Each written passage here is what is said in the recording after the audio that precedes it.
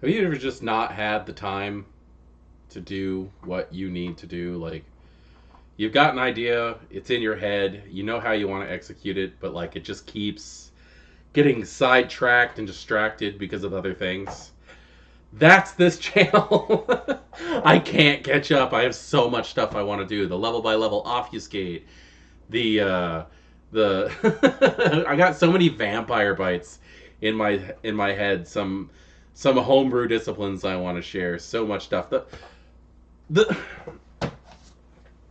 the book review on the Book of Nod that needs to be done, but something happened today that just needs to be addressed first. And if you saw the title of this and you clicked on it, I'm sure you know what it is.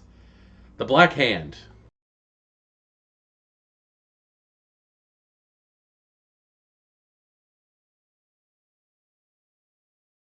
If you are a fan of this channel, you know how much I love the Sabbat, and I want this information to get out there.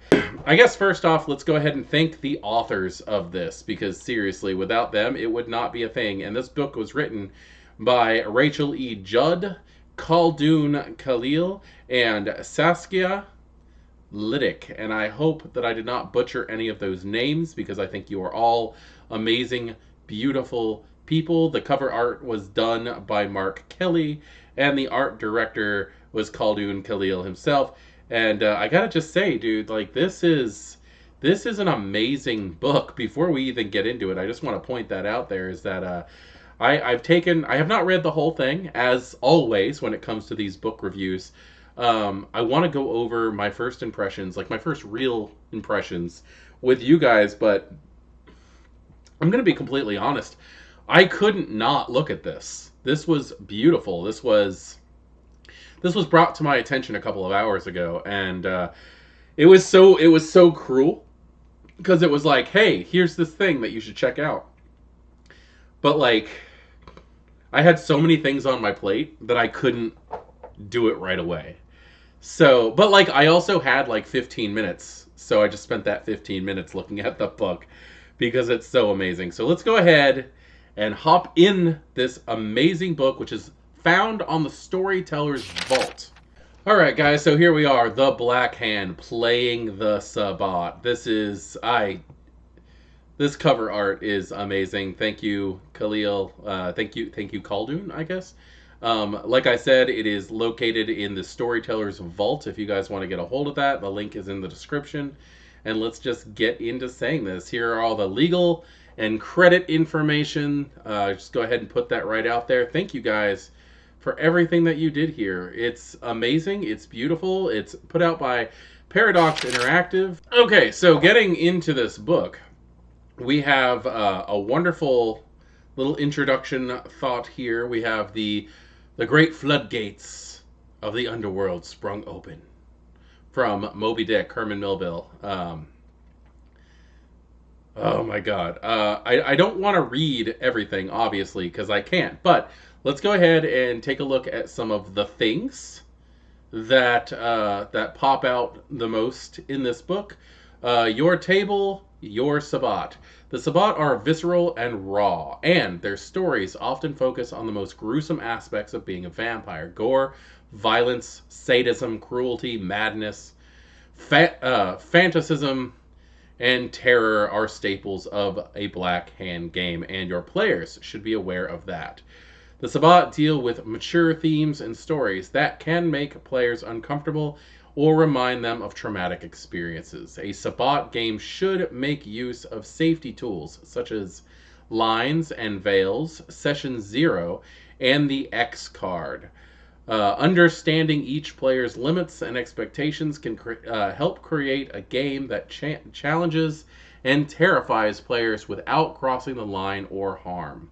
As with all things, enthusiastic consent is key to running a successful and rewarding game. Anyway, so guys, I think this is something that really does need to be taken into consideration, is the fact that if you're playing Sabbat, it needs to be something that all the players have agreed on, and that the experiences that they're going to get in are going to be things that everybody is okay with. Session 0, for one, really should be built on putting your characters together as a group, deciding which path of enlightenment people are okay with, playing, and what canon elements are things that people are actually comfortable with. The Sabbat is a very mature setting, and people do need to be aware of what people can take. I have to say that I am 100% happy with this because I just did this. If you watched my midnight mass, I had I had the Noddist ring of skulls right here, and then I had the various path of enlightenments set up like this. But I did not have this one, and for those of you who do not know, that is the symbol that they're using in V5 for the Bahari in the Sabbat. So they actually do cover Path of Lilith and how it works in here, but it is still considered a forbidden path. So this does show that the Bahari are actually still hiding within the Sabbat, and I think that's a really cool thing to see. So we've got our Sabbat lexicon, which I think we should take a look at, just because there might be something on here that people are unfamiliar with. We got the Bond, which is the blood bond. We got the Book of Nod, which is a fragmentary text collected by Cainite scholars that tell the tale of Cain, the first vampire, and how he survived the land of Nod with Lilith's aid. The Church of Cain, a heretical faith of the Asherah and Camarilla that openly worship the Antediluvians, calls Cain a myth and denounces Lilith as an infernal diablerist. I think that's interesting. I haven't read that much into the Church of Cain yet, but the idea that the Church of Cain worships the Antediluvian, I need to get into that. I need to read that stuff. The Dark Mother is Lilith. The Dark Union is the metaphorical joining of Cain and Lilith when the Antediluvians are defeated and vampires openly roll. So, that idea that they're going with here, and again, I have not read this book, so there's definitely a whole bunch of information in here that I have not yet struck, but the idea of Cain and Lilith getting together might be a very interesting thing on that. Let's see what we can find. The Host, a loose alliance of Sabbat pacts that follow or aspire to follow one of the Seraphim. And I guess we're going to have to get to that. Cool, Seraphims are up there. Let's see. The Nominis Rite, the set of secret rituals developed by the Sabbat to prosecute the Gehenna War and weaponize the Antediluvian secrets. That's interesting. Oxasia Diaries. The Oxasia Diaries. I have no idea what that is. I don't know if I said that right. I can tell you right now I didn't say that right. A collection of notes from the Diet of Oxasia, the last Sabbat synod before the Gehenna War. The text claims Antediluvians cannot die and predicted that many Lasombra would rejoin their father as traitors. Well, that is interesting. The Perfecti, a Cathari spiritual leader. Okay, so a Perfecti is like a pack leader for the Cathari, not necessarily a priest. They fast, refuse earthly delights, and take on vision quests to see beyond the material world. Cathari usually treat them as saints. That's interesting, considering the fact that Path of Cathari is all about indulgence. Revelations of the Dark Mother, a collection of works outline the beliefs of the Bahari and the followers of Lilith. I actually have a copy of the Revelations of the Dark Mother. We should do a review on that one as well. Let's add that to the pile, shall we? Seraphim, also known as warlords, a leader of the Sabbat host. These vampires are founded a cult of personality who follow their teachings or example. Most gained a following after victories in the Gehenna War. Only a few holdouts from the old order have been able to gain the same level of popularity or clout. Okay, so we actually do have like a bunch of people in the Sabbat, a bunch of vampires in the Sabbat that are starting to rise up and become higher members again. Maybe not politically, but at least in faith. A takbir, a call of faith that is repeated in response by all present. In the Sabbat, they include Praise Cain, Death to Antediluvians, May the Bonds be Broken Forever, and Ahi Hae Lilitu. So, in other words, this is your amen. This is your damn the man. This is your call to action. Uriel's promise, Golconda. Although once considered a heresy, a large number of salubri anti-tribu in the Sabbat and the sect's fractured leadership has allowed some new thinking to flourish, especially among Cathari and unifiers. The idea of Golconda flourishing in the Sabbat is very, very interesting to me. The Word, the collected holy texts of the Sabbat mostly passed down through oral tradition, foremost among these being the Book of Nod, but many priests also memorize pieces of Revelation of the Dark Mother, the Oaxia Diaries, the Euryses Fragments, and other texts. I've never been able to pronounce that properly, so again, if people who want to correct my pronunciations. Okay, so this basically is the idea of all of the holy works, not just the Book of Nod, but the various pieces of Sabbat dogma, which is neat to see. Look at this. It's so simple, but it's also very telling of the Sabbat. All right, so this chapter is called The Creation Rites, and it talks about how to build a character that is Sabbat. I do want to point out here the Sabbat tenets. The Sabbat Chronicle formulates tenets in the same way as any other vampire game, but requires the storyteller and players to synthesize the goals of their pack with the moral philosophies that guide their individual path of enlightenment. While that means that a pack composed of vampires all on the same path will likely have fewer crises of faith, this often better if all vampires negotiate for chronicle tenets that align with the themes of the story they're telling. In a Sabbat game, the player character taking on the role of the pack priest should also take the leading role in advocating the chronicle tenets that will provide dramatic boundaries for all of their pack mates, not just themselves. Pursuing a path of enlightenment means that destruction of a vampire's mortal identity and the death of or estrangement from their mortal touchstones.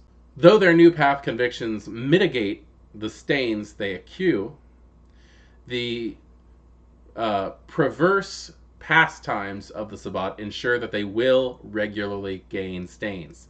Without mortal touchstones, the Sabbat instead rely on touchstone rite to guide their convictions and cleanse themselves of the stains they do incur. Some simple tests of the Sabbat Chronicle are listed below. That is so neat. The reason why I'm excited about this is because you do have your standard game tenets, which I kind of figured that if you were playing in a Sabbat game, you would use the path tenets. But here it says that you might not necessarily have a pack that's all on the same path, though that is the most probable way of handling things, because you've got your leadership, you've got your spiritual leadership in your priest or your ductus, however you want to put it, but your priest is going to be the one who's trying to put you on that path, that's trying to keep you on that narrow road to stop the beast from taking over, but also to stop you from being able to fall back onto a humane way of thinking.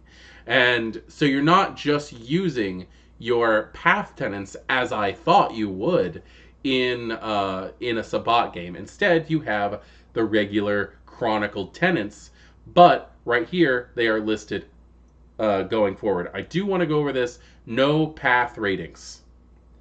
In previous editions, a path rating replaced the vampire's humanity traits. Instead of creating a new mechanic, this book retains V5 humanity and the stain system. This means that playing a path in V5 reflected in the chronicle tenets and in the character's convictions and touchstones. While this means that the Sabbat must still keep track of their humanity, they gain certain advantages that mitigate the dangers of degeneration. Humanity in a Sabbat game does not track their morality, but a measure of how much their mortal and personal identity they've retained. An Albigensian, I probably destroyed that word, Tzimisce, with a humanity of 2, may not recall their mortal name, where they grew up, or have long forgotten their original face. They've kept enough of their mortal self to ward off the beast and no more. The rest has been sacrificed to the service of the sword. And this is what I was talking about when we were talking about the Sabbat and Midnight Mass and stuff like that, when I said that the Sabbat is a cult lifestyle. They eventually erode you on who you are. And this actually works very, very well. From what little I have read on this, you have your convictions the same as you would, but you have to aim them towards more of the way the Sabbat would run. And as it says up here under Sabbat tenets, you don't have the standard touchstones, because the Sabbat would try to remove you from your touchstones, either having you kill them or they kill them or something like that. The idea is that you would then wrap your convictions, your personal convictions, around the concept of the rituals in the Sabbat, which is actually something that I had fooled around with in my way of doing things, but I truthfully could not figure out how to do it. And I'm very, very glad that these amazing writers have figured that out. So looking at the tenets of the game, so in other words, your chronicle tenets, you've got the laws of war. Never surrender, no one gets left behind, and never kill civilians. And I think that's, laws of war is very interesting, because the whole idea of the Sabbat, it's all morale. No one gets left behind, never surrender. If somebody dies, they die in battle. You don't let somebody take them as a prisoner. And never kill civilians really does kind of pull off the whole, like, keep humans out of it. And that's a very interesting way of putting things, especially with the way most people play Sabbat. You've got the code of the Jihad, which is never deny the truth. The guilty must be punished, and always struggle for freedom. So this really kind of hits home for a lot of people who would be Sabbat converts from the Anarchs. It really, really does work with that. The Cultist Creed, fangs before blood bags. I love that. That is the vampire equivalent to bros before hoes. Always protect the vampires over the humans. Never deny your beliefs. Always stay true to your path. Without cause, you are nothing, which is absolutely true, because without a cause, the Sabbat, they would just be a bunch of gibbering monsters. They would be everything that the Camarilla and the I almost said Lasombra. They would be everything that the Camarilla and the Anarchs think they are or say they are. We've got in enemy territory. Never stitch, never use the enemy's weapons, and freedom requires sacrifice. Now, I like the whole never snitch thing. I think that has more to do with the idea of betraying the secrets while you're in enemy territory. Never use the enemy's weapons really speaks to me on the idea of you do not use humans the way that the Camarilla does. And freedom requires sacrifice. I mean, that just speaks for itself, in my opinion. And then there's Goth Club, which is always wear black. Perfect your inhumanity. Love will tear us apart. Never deny yourself. And death is fleeting. Glory is forever. That's just something like... This reminds me of the vampires of the theater in the Vampire Lestat novel. Not the movie, not Interview with the Vampire, not Antonio Banderas. I'm talking about the vampires in the novel who dyed their hair black and only wore black, and they lived in the cemetery and stuff like that. That's the Goth Club really does catch my attention on that. Now, with everything that's going on here, I do want to go over this Touchstone rite thing. It's a small section. I don't like reading so much of the book straight out, but I think considering the fact that so many people want to play Sabbat but don't know exactly how to play Sabbat because of the Touchstone system, let's go ahead and check this out. Instead of pairing their path-based convictions with living touchstones, the Sabbat vampires pair them with specific Octorius rite. Even packs that are composed of vampires all on the same path may have members with wildly different convictions and touchstone rite. Though most vampires revere the Valderi regardless of path, a Cainite can never connect different convictions to the same Touchstone rite. So in other words, out of all the different rituals in the Sabbat, you can only have one Touchstone per ritual. I think that makes a lot of sense. It stops you from losing all of your touchstones at once if something happens, or it stops you from losing everything if something happens to your touchstones. This also means that when these rites are disturbed or disrespected, Sabbat vampires can gain stains or frenzy as if a touchstone has been damaged or threatened. This reverence for the rite also extends to any implement the pack requires to perform these touchstone rites. The destruction of such an item could result in the loss of conviction associated with the rite if the implement is irreplaceable. This means that the Sabbat packs guard their Valderi chalices, Noddist text, fragments, and ritual weapons with great care.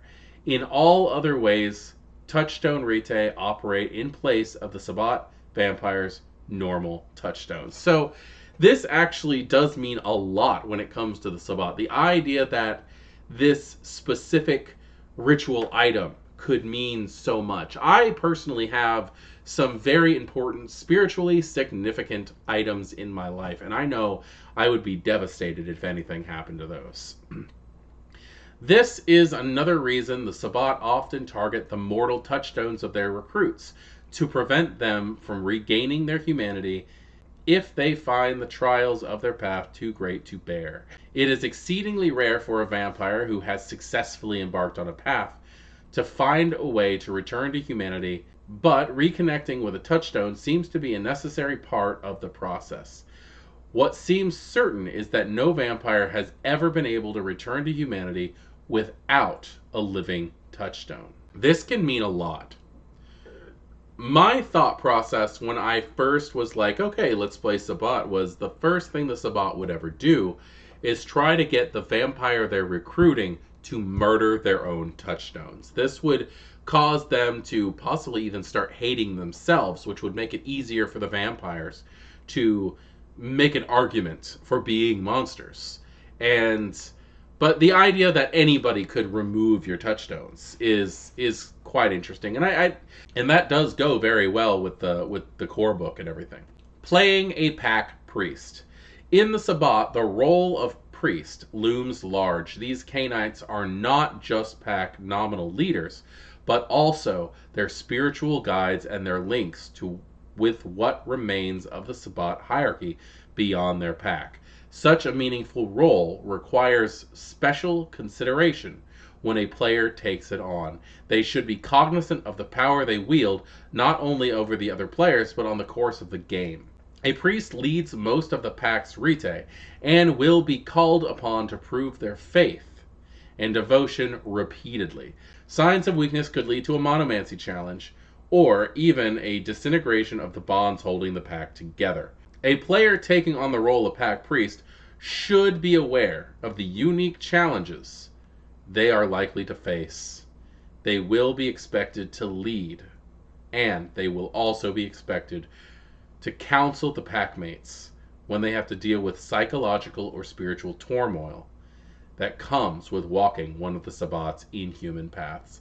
This personally I think is a huge deal, because I have always thought that the pack priest, even when the pack priest and the Ductus were separate entities, I've always felt that the pack priest really should be an NPC or an SPC. I've always thought that, because there is so much importance in this. Now, maybe more experienced players could get away with this kind of thing as player characters, but for the most part, I've always thought this should be an SPC role. What are your thoughts on that one? If anybody wants to answer that one, I'm highly interested.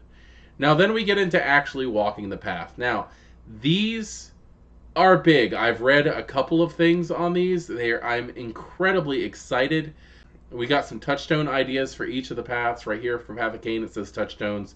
Devourers often connect convictions with the monomancy, the Valderi, or the war party rite. So, and again, these are common. They're not necessarily important, but they are common. Let's see, it says, Frenzy. Devourers never resist frenzy. They ride the wave and target the strongest enemy and hope to absorb their strength. I'm not going to read, I don't want to read too much of this because we're going to be going over all of this during the Midnight Mass videos. And I cannot wait to get to these now that there's more information than what was just inside of the Black Hand book. One thing that I am incredibly excited about is the fact that, look, path compulsions. These I gotta do some reading. I don't know if they're supposed to be played along with, or they're just supposed to skip over the clan compulsions and just do this. But it says, voracious. The devourer must feed immediately and will subdue mortals or weaker vampires if necessary. If they fail to reduce their hunger by one step by the scene's end, they suffer a 2 trait penalty and all rolls for the rest of the night. So they fit very well into the compulsions, but you gotta consider that. That's pretty crazy. Convictions. Devourers choose convictions that uphold vampiric supremacy, devalue mortals, and seek to emulate a perfected vampire existence with Caine as exemplar. So that's so cool. I love the fact that it does not just tell you what you should take.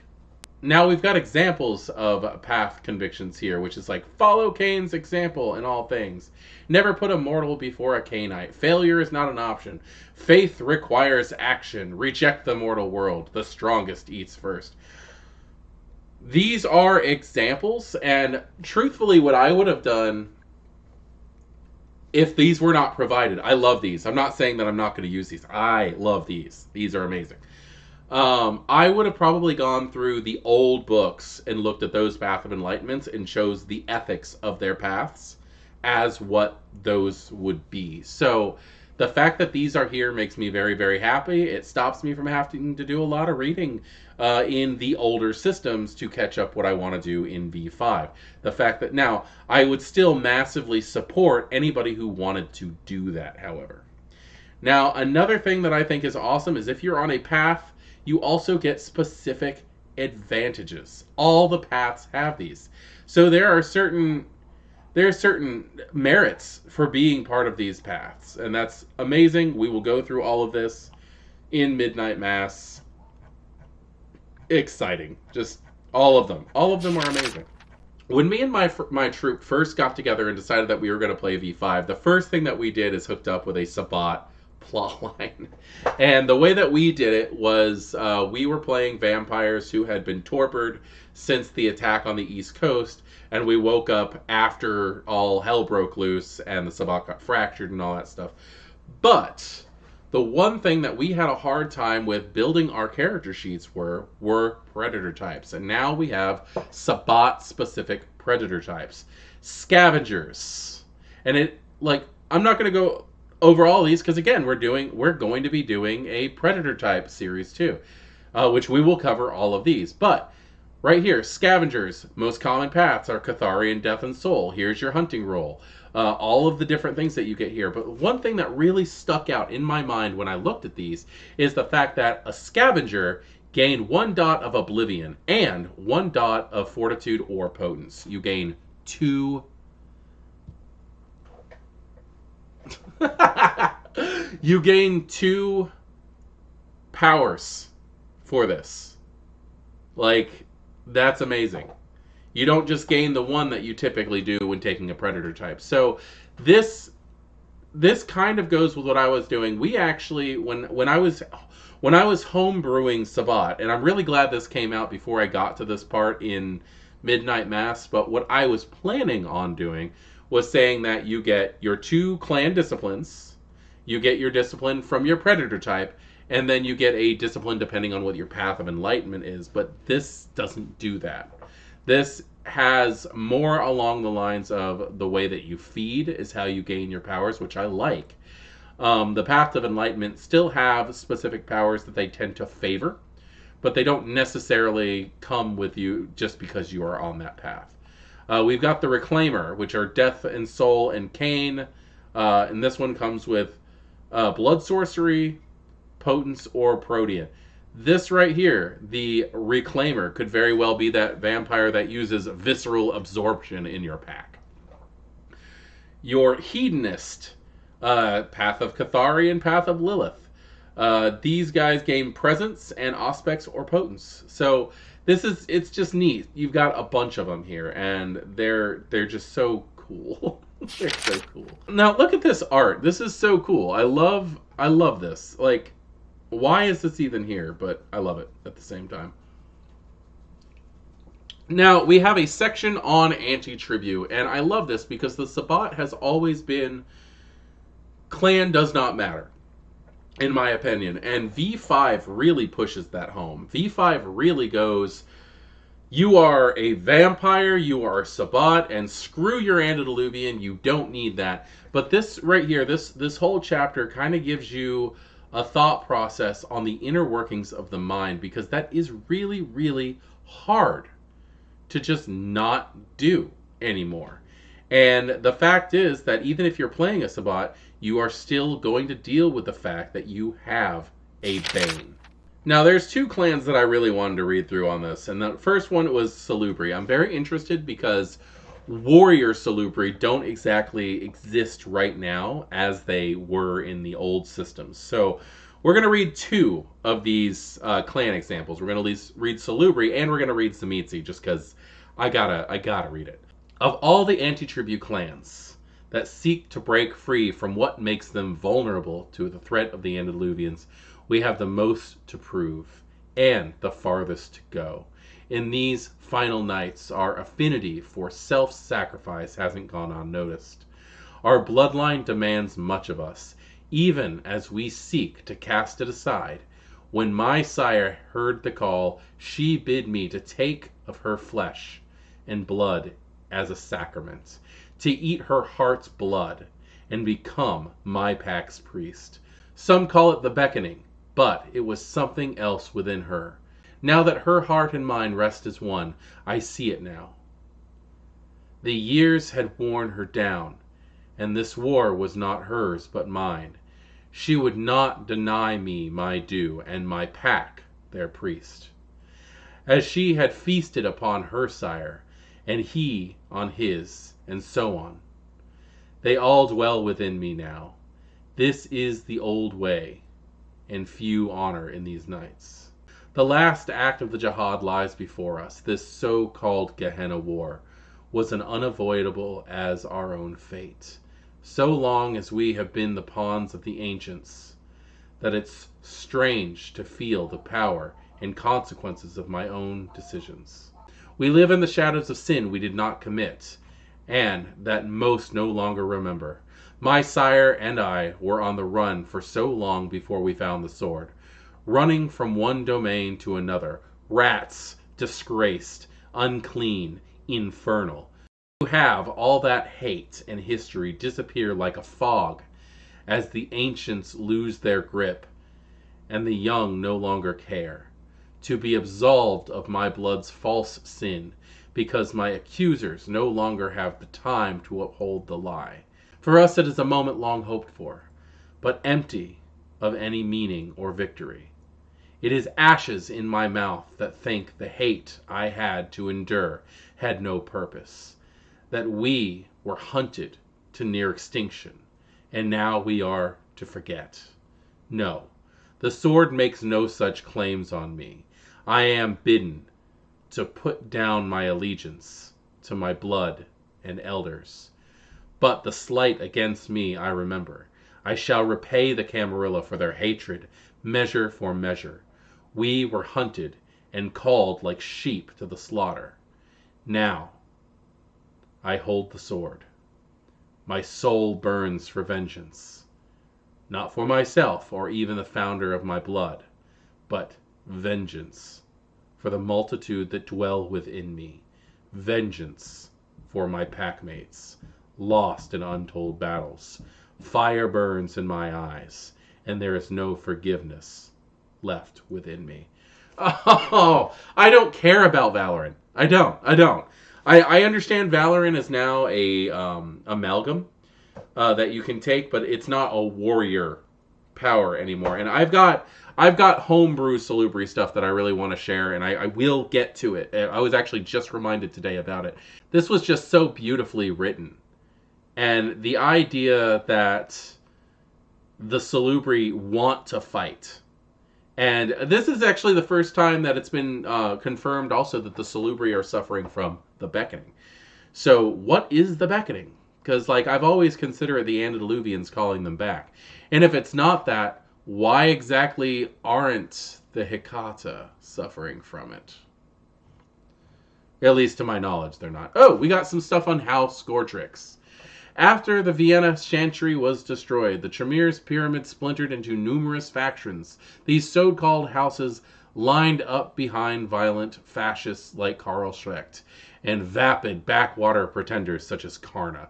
The most secretive of these, House Gortrix, named for the clan's greatest blood mage and most infamous traitor, although some of its members are former Sabbat and progeny of Gortrix herself. Gortrix was a woman? I thought Gortrix was a dude. I'm absolutely cool with the idea of Gortrix being female. That's fun. It puts a whole new layer on things, and I really do like that. House Gortrix is an independent faction of Tremere whose alliance with a number of Seraphim is an open secret in the Black Hand. Unlike other houses of Tremere, they have no interest in rebuilding the pyramid, but go out of their way to pit other factions against each other to spoil any chance of reconciliation. House Gortrix has dealings with both the Camarilla and the Sabbat, but the other Tremere houses seem willing to ignore their past treacheries for some unknown reason. The Seraphim and Prisi of the Sabbat, on the other hand, are confident that Gortrix herself is still one of them, and playing the Camarilla for fools. Ooh. That is very, very fun. I like the idea. I'm very curious on Gortrix as being a woman, just because I think there needs to be more influential female characters in this game that really do just kind of cause trouble. I can see the rest of House Tremere wanting to be on Gortrix's good side, simply because they may have thaumaturgy that the other sides don't, and they're trying to rebuild their powerhouse. All right, so Tzimisce, I'm going to read this, and then we'll move on to the next thing. I have to read this. I love the fact that it's from the clan's perception. Also, like you're talking to a member of that clan. It is no exaggeration to say that we are the Sword of Caine. Not just because we are so numerous, but because we have given so much of ourselves in crafting the heart of the Sex Rite and rituals. From sacred Valderi on down, these are our gifts to the Black Hand. We broke the chains and set the night afire. When so many others abandoned the cause and fled the field, we remain true. While it is our power over flesh that has so fascinated and repelled other Cainites, our greatest strength has always been our resolve. Our blood is drawn from the most ancient mountains and deepest forests. In our soul, we are constant and unchanging. Even as flesh ripples with chaos at the touch of our breath. They call us the Old Clan, and we remain unmoved as our foes break against our shores. We are the soul of the Sabbat, and never again will we let another bloodline claim themselves king or magisters. That was aimed at the Lasombra. We need no masters, and the throne of Caine shall remain empty until the first of us claims it. The final nights are here, and Caine shall reveal themselves soon. Perhaps they already stride the blood-soaked fields of the Gehenna War, wearing the face of an unassuming recruit or shovelhead. Whom among us could deny it if Caine chose a vessel from among the least of us? Would it not be fitting for our king to crawl from the earthen grave to basalt throne? We remain, and we keep the faith. Tzimisce, Anti-tribu, clanless Cainites. We strip ourselves of everything unnecessary. The fat of our souls trimmed clean in service and absolution to Cain. Neither father nor mother. We await Cain, the king, a god to rule over a new world, if only we have the faith to fashion it from our flesh and our souls. Beautifully written. I love the idea that the Tzimisce have gone, we're still here because nothing has changed. The idea that there's still a large group of the fiends within the Sabbat who acknowledge themselves as fiends, but they don't rub it in people's faces, that they are the old clan. Just is very nice. And it goes into Thin Bloods and all that stuff too. But again, we will handle all that stuff in Midnight Mass. I just really had to read the Tzimisce thing.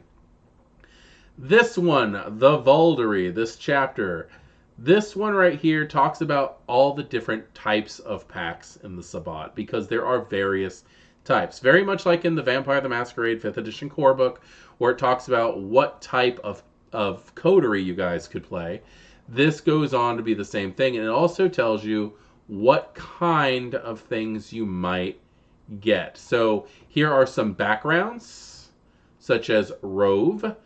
In the final night, Sabbat packs are nomadic by nature, and even those that settle into sedentary covens do their best to keep a few routes primed.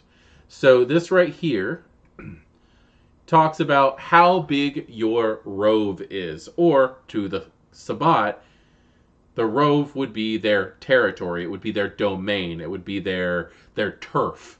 And this just goes about how big your area is. Your clout, the pack's reputation concerning the area of expertise, and their ability to call upon large numbers of Sabbat and sect allies for aid.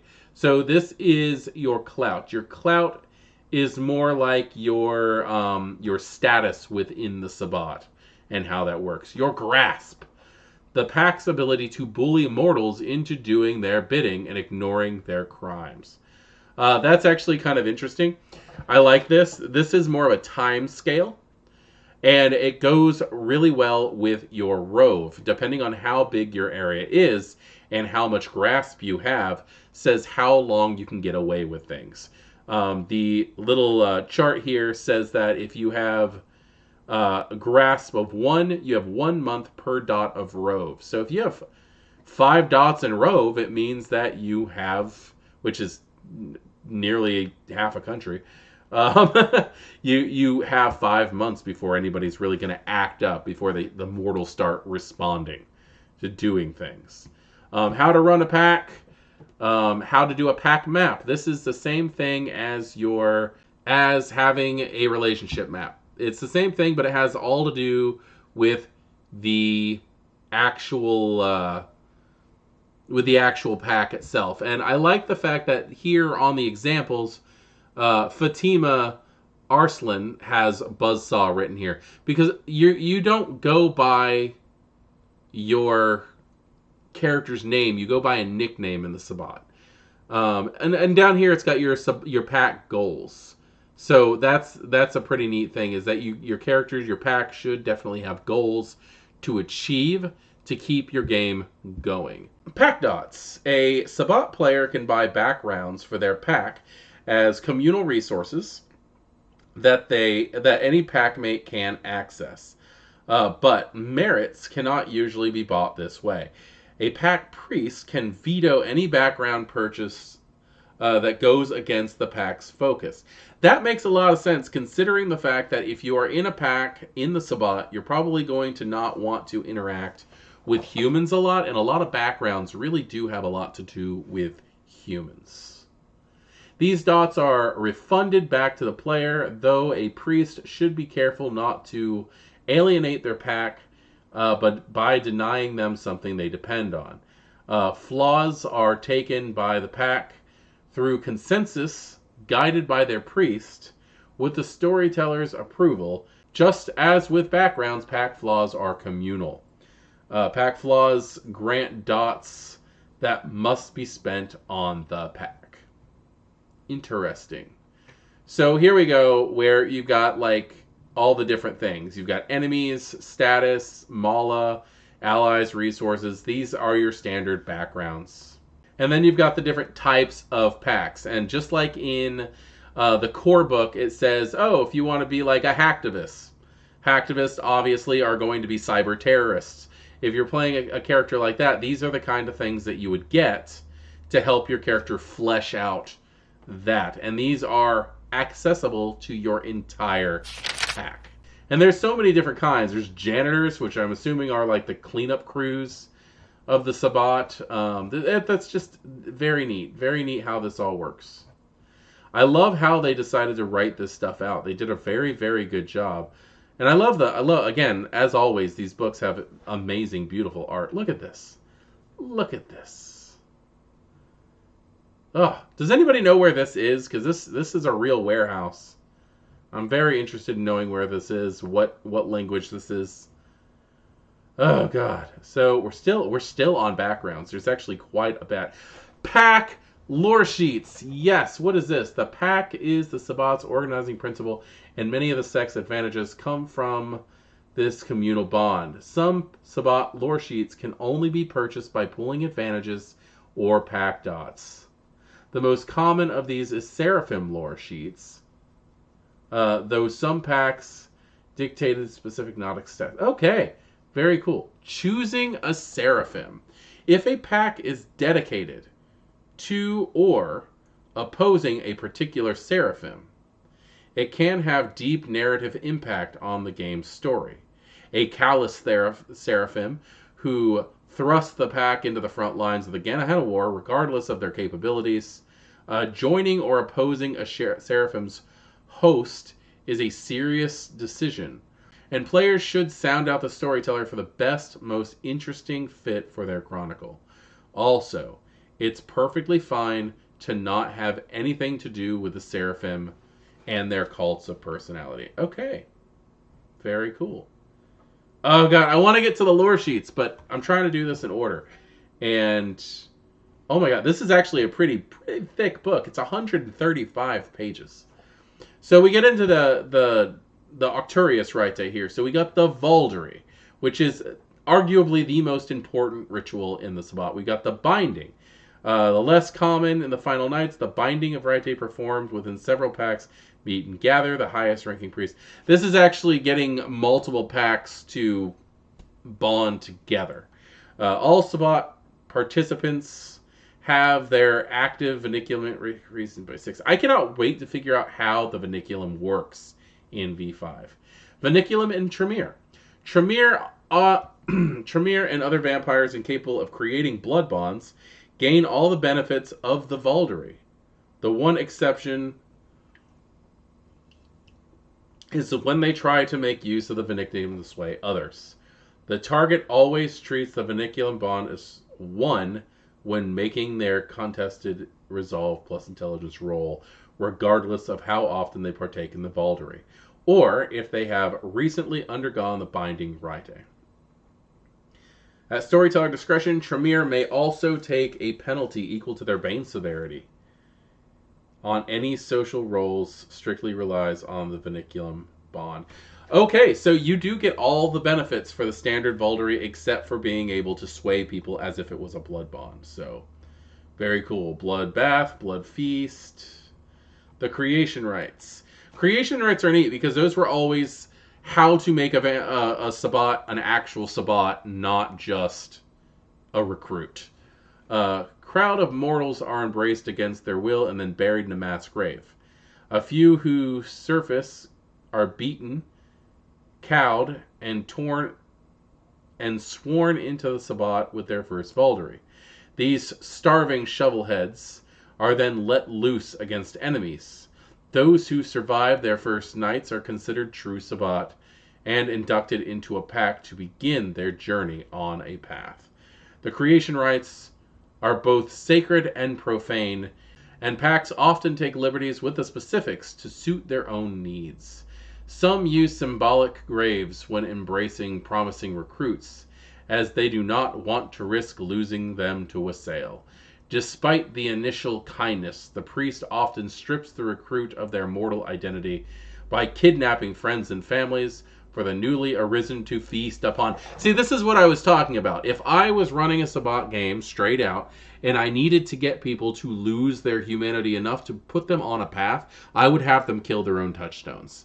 This is exactly what I was talking about. As brutal as it sounds, that is crazy. Let us look at the Valderi system. The Valderi creates a group blood bond between vampires known as a vinculum, or vinculum. I've always said vinculum. It doesn't make sense for spelling. The vinculum starts with a blood strength of 1, but increases by 1 step each time the rite is performed, up to a maximum of 3. Celebrants also have all their non-vinculum blood bonds broken immediately, reducing to 0 blood strength. When a Sabbat has a vinculum rating bond strength of 3 or higher, they become immune to new vinculum blood bonds. Covens and established pacts that regularly use the Valderi rite have a mutual vinculum that have a bond strength of 3, though pack priests rarely have to call upon this bond unless the pack is deeply divided in the course of action. While most Sabbat only perform the Valderi 2 or 3 times a month, packs that have recently embraced or converted new members will perform the Valderi much more frequently to bind them to the Black Hand. Valderis performed between packs or very large groups of Sabbat form weaker vinculums with blood bond strength of 1 that fades over the course of the month. Pack priests and other Sabbat can call upon the vinculum to sway their brethren, forcing them to succeed in a contest of resolve plus intelligence, versus the blood bond's strength to go against them. Sabbat who abuse the vinculum this way will find themselves exiled by their pack, or even challenged to monomancy. Vampires with vinculum bond strength rating of 3 that go a full month without partaking in the Valderi will become spiritually impaired, a -2 dice penalty to all rolls. Ooh. This condition is removed upon celebrating the Valderi again. If a Cainite goes a full year without a Valderi, the impaired condition is removed. All vinculums are shattered, and their bond strength is reduced to 0. Willfully avoiding the Valderi too often is considered an act of treason in the sword, and such traitors are usually hunted down by their former packmates before they can slip completely free of the blood bond. Come on, guys, this is fun. Holy crap. So we actually have rules for how this works. We got Games of Instinct, we got Fire Dance, we got the Monomancy, the Paligron, the War Party, the Sermons of Cain, the Wild Hunt. This is awesome. I'm so very happy that this exists. Now, we've also got the Ignobilis Rite, which are the common and utilitarian rites of the Sabbat. Unless they have another function such as punishment or contrition, these rite can be used to change a pack's resonance to match the resonance of the pack priest, or to heal a pack mate of 1 superficial willpower wound. Each pack type have their own rite, and priests will often craft them. So this is stuff that you need to work on for yourself. Then we have the Nommos Rite. It's unclear if Nommos Rite were developed during the Gehenna War or rediscovered from some lost cache of Black Hand secrets. Some Cainites even whisper that they were salvaged by reapers and wraiths from the lost city of Enoch, whose walls were built by Cain himself. These rite are rare and can only be acquired through Loresheets or by buying the anointed extra in the rite background. This is so weird. The Dreams of Ratziel. The Book of Nod makes mention of several archangels visiting Cain with the Creator's curses and false promises on their lips. While no definitive text exists, most Noddist scholars agree. I'm getting pushed out. I'm noticing I'm getting pushed out. While no definitive text exists, most Noddist scholars agree on the core set of chapters or books that detail all of these visitations amid the Apocrypha and passed over fragments that are not commonly recognized by Noddists as canon is the visitation of Raziel. According to these apocryphal tales, the Archangel of Secrets came to Enoch as a dream in search of a great book of magic that have been entrusted to Cain's father. As was the Dark Father's wont, he rebuffed the angel and claimed that he and Lilith had unlocked the tome's secrets in Nod and destroyed it. The angered Raziel laid upon Cain's blood the curse of torpor, that deprivation or suffering would see them fall into a near endless sleep of nightmares. This rite attempts to awaken the Cainite locked in torpor with the dreams of Raziel, the promise of magical power rejected by Cain and stolen by Lilith. While this doctrine would have verged on open heresy in the past, the modern Sabbat is more concerned with the results than dogma. So they have a ritual here that wakes you up from torpor. That's pretty darn cool. There's a lot of weird things here, a lot of relics and things like that. This is very, very neat. Holy God. There's so much stuff. Look at that. Oh, it's so pretty. I love these pictures. I love this this yin-yang feel that this one has. Blood feasts. I like how a lot of these chapters are actually just named after rituals. We've got new disciplines, guys, and again, we can't go through all of these because this is going to be level by level stuff. But animalism here, look, we got a level 1, we got a level 2, like thrill of the hunt. Your bestial instincts grow stronger and your thirst will. You can harry wounded prey for miles when you taste blood and there is no escape. What? Okay. Vermin blood with a blood sorcery amalgam. You can awaken dormant diseases and infections in your dead blood. Oh, nasty. We got a level 3 here, bestial spirits. This is presence 1. You can project the beast's urges onto mortals around you, assaulting them with a depraved desire for hunger for blood and violence. Guys, this is messed up. Auspex, we got dreams of the past.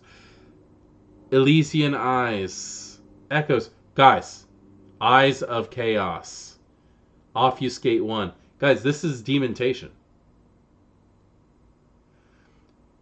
Your supernatural senses are sharply attuned to detect hidden patterns and false leads. This is demontation. That's awesome. Dominate. Whispers of unreason. Demontation. We got more demontation. This is demontation lost to the Sabbat. Or lost in the Sabbat. Because before, I think it was like 1997, only the Malkavians of the Sabbat had this kind of thing. That's so cool. Fortitude. Offuscate. Come on, guys. This is... We got whole new disciplines. This implies that the vampires of the Sabbat know different things altogether. What is this? Nightmares conjured with undead blood take many forms, but the most common are bestial hybrids of men and myth. Snake-headed boogeyman and armored... What is this?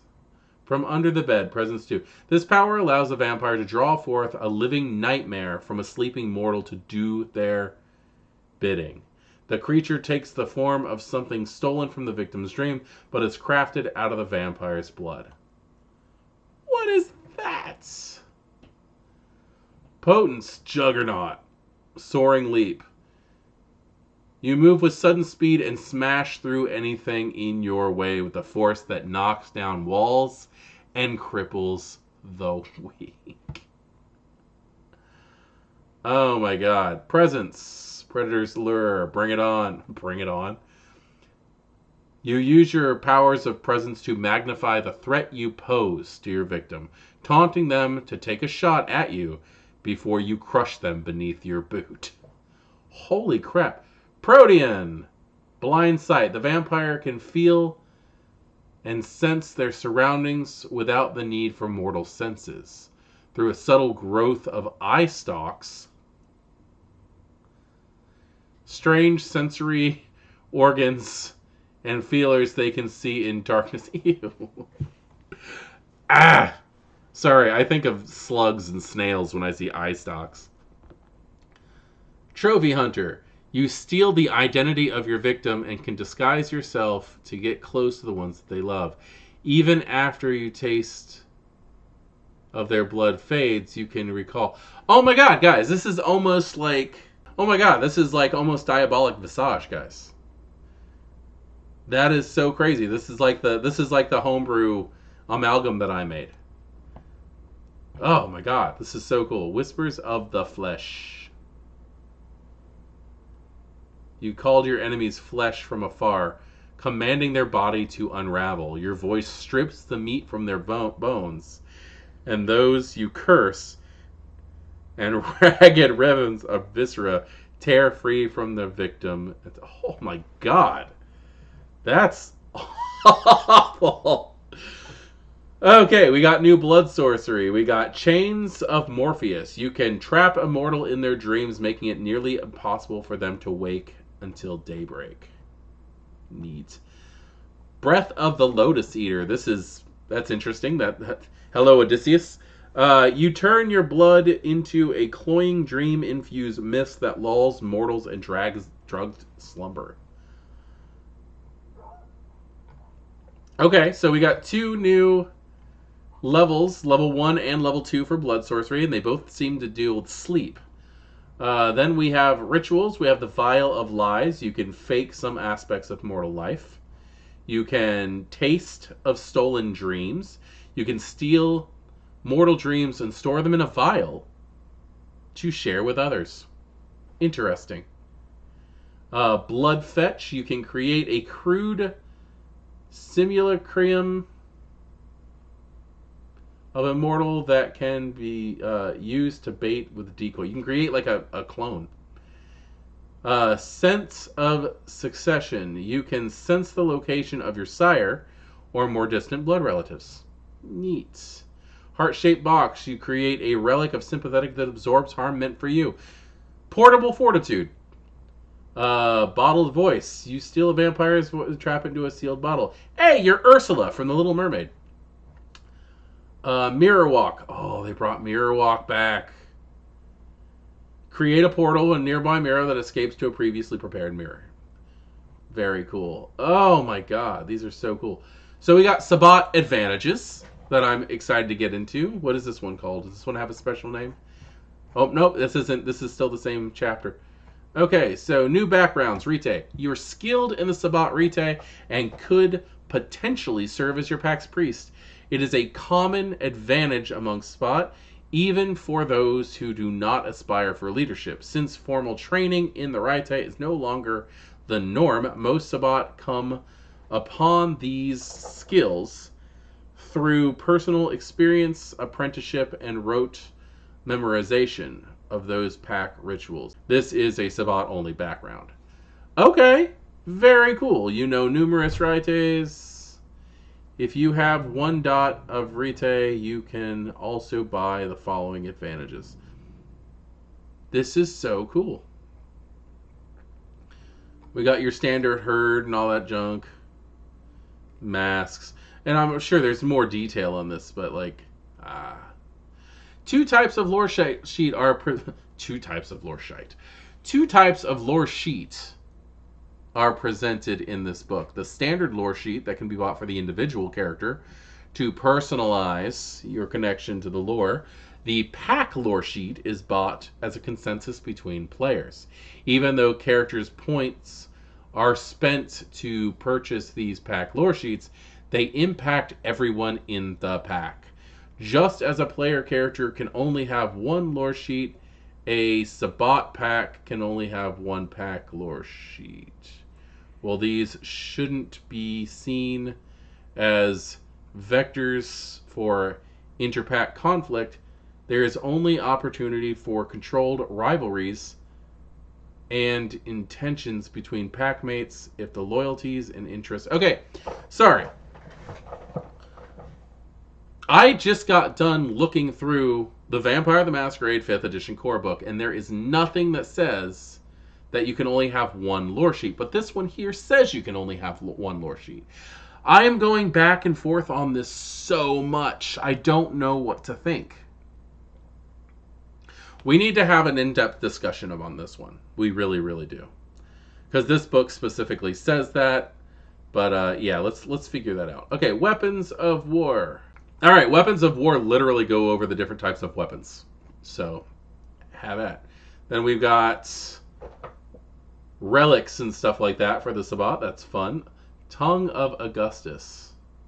The severed tongue of the false antediluvian Augustus Giovanni. Barely more than a strip of leather now. This keepsake can... What? This keepsake can supposedly detect any lie spoken in his presence. It also allows its keeper to call upon wraith retainers who cannot deceive or deny anyone bearing the tongue. What the hell? Oh my god, people. Why? Why is this a thing? Okay, so we got different types of retainers here. Allies. These are all great. These are all amazing. Kill your heroes. Nice. War Party. What is the War Party? Okay, this goes over the details on running a Sabbat Chronicle. And it actually has a quick character creation guide here. Okay, so everything here for character creation seems exactly the same until we get down to the Path of Enlightenment. Select the Path of Enlightenment and 1 to 3 convictions. At least one of these has to be a path conviction. Create a number of Touchstone rites, each connected to one of your path convictions. Create a number of touchstones, each connected to a remaining non-path conviction, and add them to your pack map. Set your humanity at 7. Okay, so you do start at 7. I was having the idea that players would start off with a humanity of 4, because if you start off as a 7 typically, and you kill off your touchstones, that would knock you down to 4, and then you'd be at 4. But predator types. Pick your Sabbat predator type and apply it. If you're not sure, pick Reclaimer. Okay, so Reclaimer is just something that you pick. If you're not sure, that's weird. Add one of the listed specialties, add 1 dot listed disciplines, add 1 dot in another listed discipline. I love the fact that the predator types come with 2 disciplines. So this is all pretty much your normal stuff. This is interesting, and it's very, very cool that they did it like this, but it seems pretty much your typical stuff. Ambitions and desires. The Gehenna War will not be won in a single night. It's a long road between tonight and destruction of the Antediluvians. A Sabbat character's ambitions and desires should reflect their personal needs and give a window into the lingering embers of their individuality, even if they revolve around their pack relationships or the ethics of their path.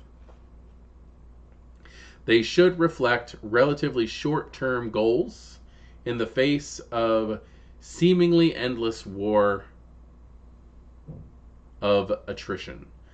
A pack's Valderi rite also has the added advantage of allowing packmates to share their individual ambitions and goals without much fear of reprimand or sabotage. That's neat. The idea that the The Valderi helps with that kind of thing.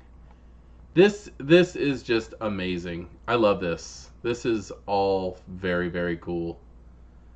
I'm very interested in getting into where we get the I really want to just get into the... There we go, Loresheets. Dirty Secrets of the Black Hand. That is funny. So we have this, which is... The Sword of Caine is constantly evolving the threat of mortals. Many vampires have studied the sect in hopes of determining the weakness of defending against domains of allure. Okay. This is very, very neat. House Gortrix has its own lore sheet. Sasha Vikos! Vikos has their own lore sheet. Yes. That needs to happen. Khaldun Secrets. I'm excited. Lilith the Dark Mother. So the Lilitu or the Bahari have their own thing in here again. Okay, we've got Edonia, Seraphim, Sabbat Pack lore sheet only. Okay. We've got Amira Alnabrick. Okay, so hold on. I'm getting out of here. I'm just losing myself. Okay, so we have a Serpent of the Light as a Seraphim.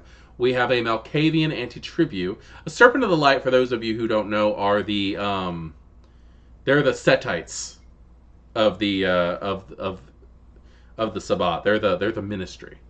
Then we have a Malkavian Anti-tribu. Let's see, Jeong Bae Moon, who is a Salubri Anti-tribu. She's a feared warrior among the Salubri Anti-tribu. Very cool. Let's see, Paris. Let's see, the last surviving Dominion of Mexico City. Very cool. I'm trying to figure out... I'm actually just interested in what clans these people are, even though the Sabbat isn't supposed to care about that. While their own clan is unknown... Okay, so we're looking at a Pander. Clanless. Unless she's just hiding it. Jack Dolores. A Thin Blood. Thin Blood, very cool. Hey, look at you. Let's see, Generva. She's a Giovanni who has turned Hecata Anti-tribu. Very, very cool. Nawal bint Hawa. I am butchering these names, and I am so sorry. She's a Banu Hakim. Very cool. Let's see, Oscar Abadia.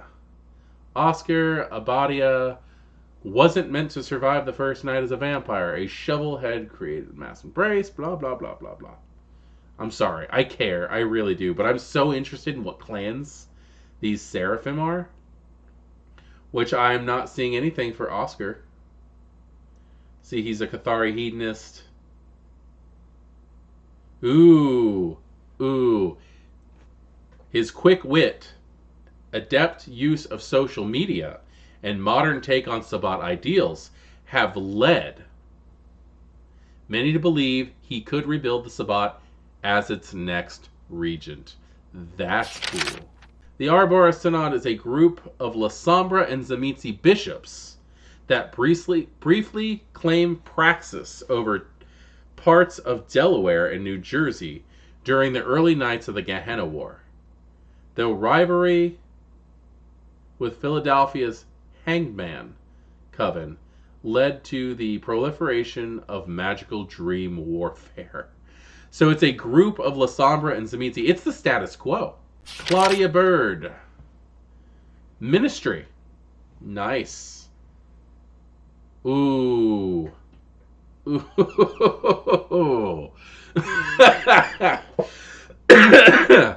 Brodovich. The Brodovich have a gruesome reputation among the Sabbat as cannibals and kennel masters. Oh, the Brodovich Revenant family. I am so excited. The Throne of Caine. Noddist scholars refer to a time of strife and turbulation when the Dark Father and Dark Mother will struggle for dominion at the end of days. The Xanthoza Revenant family. We've actually had those pop up in. We've actually had a couple of Revenant families pop up in the in Thicker Than Water. But Xanthoza, the Ghoul Revenant family known for debauchery and hedonism. Hey, the Ozakia Diaries. Sorry, I'm butchering these names. The Diets of Oaxia. The Diet of Oaxia is the last synod, or gathering of Sabbat scholars before the Black Hand abandoned its old ways for the permanent war footage of the Gehenna War, while the exact purpose of this gathering has been lost. In the intervening few decades, the notes and commentaries of several of the anonymous participants have been gathered into texts known as the Oaxia Diaries. While these notes are not held in the same regard as the Book of Nod, they have inspired several nominous rites and have shaped the Sabbat's modern thinking on the nature of the antediluvians and Gehenna. Okay, very, very cool. Hey, Mankata's Last Testament. I hate that guy. Okay, so we got a Sabbat play worksheet. This is actually I like this. Excuse me, I like this very much. This is something for you and your players to go over. The Safe Play Worksheet. I very much, and I like this. I kind of wish that the other games, the other books had stuff like this, at least the core book, because it does talk about things that people may or may not have issues with. These are the things that you can mess with and can't mess with. These are the lines you cross to keep people comfortable in your game. And you need to go over this kind of things with your players. Oh, okay. Fade to Black is basically, these are your votings. This is your voting cards. Very cool. That's it, guys. That's the whole thing. Let's go ahead and let's go back to the library. Oh my god. Guys, 135 amazing pages that have to deal with a subject that is so very dear and important to me. Vampire the Masquerade, 5th edition, How to Play Sabbat. I'm going to be going through this like crazy. I'm putting the link to where to get this book in the description. Please go over there, show your appreciation to the writers and the artists. And if you love Sabbat, this is what you need to do. Now, I'm still going to keep doing Black Mass regardless, because I just really want a place to go to express my Sabbat. To express the feelings of Sabbat. And I'm going to be using this book to help me do the things that I want to do in my game and on the channel. So, I am Voivode Maquette. This has been a look at the new Sabbat book that we now have access to from the Storyteller's Vault. If anybody has any other information on this book, I would love to hear from people. This is just... It's awesome. Thank you guys for everything that you're doing and making it so that we have these parts of the game that we really, really love. I am Voivode Maquette. This has been a book review on our new little Sabbat book, In Our World of Darkness. Good evening.